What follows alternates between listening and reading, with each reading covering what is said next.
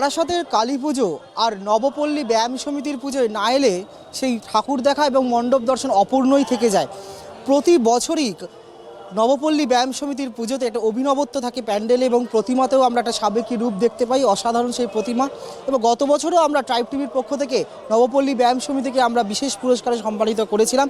এবছরও অসাধারণ মণ্ডপ তৈরি করেছে নবপল্লী ব্যায়াম সমিতি।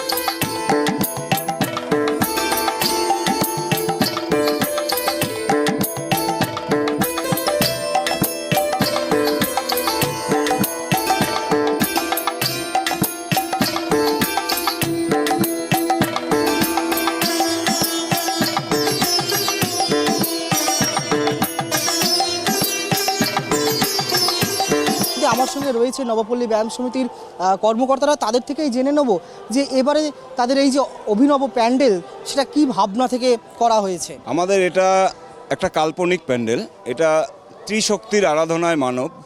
এটার থিমটার নাম হচ্ছে ত্রিশক্তির আরাধনায় মানব। তো এটাকেই ফুটিয়ে তোলা হয়েছে। এটা শিল্পীর আমাদের প্রত্যেকের একটা চিন্তা ভাবনা থেকে, প্রত্যেকের মাথা থেকে। এটা প্রায় আমাদের 8 মাস ধরে এটার প্ল্যান চলছে। 8 মাস ধরে ছবি এঁকে প্ল্যান করে এটাকে নামানো হয়েছে। তো এটা আমরা সাকসেস হতে পেরেছি যে আমরা মানুষের ভালো লাগলেই আমাদের ভালো। এটা মানুষের কাছে তুলে ধরা হবে, মানুষ এবার বিচার করবে এটা কীরকম হয়েছে।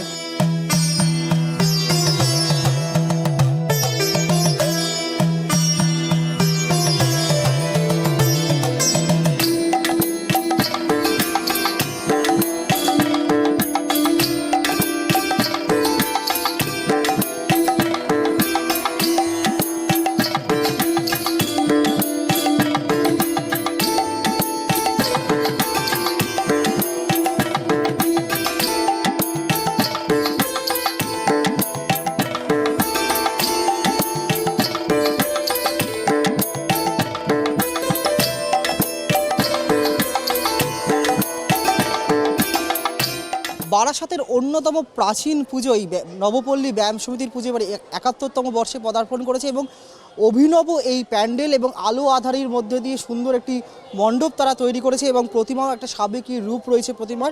তাই কালী পুজোয় বারাসাতে যারা ঠাকুর দেখতে আসবেন তাদের প্যান্ডেল হপিংয়ের রুট ম্যাপে অন্যতম ডেস্টিনেশন অবশ্যই নবপল্লী ব্যায়াম সমিতির পুজো হবে, তাতে কোনো সন্দেহ নেই। ট্রাইব টিভির পক্ষ থেকে নবপল্লী ব্যায়াম সমিতির এই পুজোকে আমরা বিশেষ শ্যামা সম্মানে সম্মানিত করছি। আবারও বলছি, ট্রাইব টিভির পক্ষ থেকে অন্যতম সেরা শ্যামা পুজোর সম্মান পাচ্ছে নবপল্লী ব্যায়াম সমিতি।